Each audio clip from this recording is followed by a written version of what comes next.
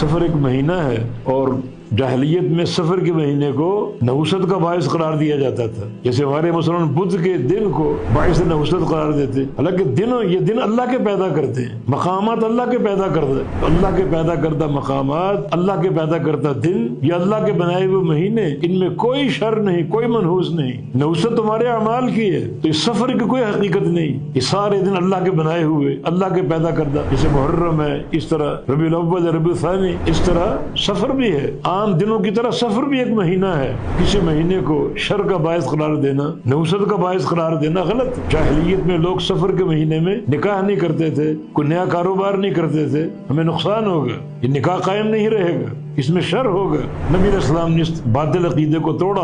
बड़ा सफ़र है, और सफ़र की भी कोई हैसियत नहीं, कोई हकीकत नहीं है। ये सब अल्लाह ताला के बनाए हुए दिन है, और अल्लाह के बनाए हुए दिन बायस बरकत होते हैं, ना कि बायस शर। जो भी मकामात हैं अल्लाह के बनाए हुए हैं। कहते फलां घर मनहूस है, फलां इलाका मनहूस है, अल्लाह के बनाए हुए इलाके हैं वो। तुम्हें किसने इख्तियार दिया उसको मनहूस करार देने का? हाँ, अगर उस मकाम पर तुमको कोई शर पहुंचा है, या उस दिन तुम्हें कोई शर हासिल हुआ, तुम्हारे बदअमली की बिना पर हुआ, तुम्हारे गंदे अकीदे की बिना पर हुआ, वो अल्लाह के अमर से है। तो जो भी तकलीफ पहुंचे, जो भी फायदा पहुंचे, अल्लाह के अमर से पहुंचता।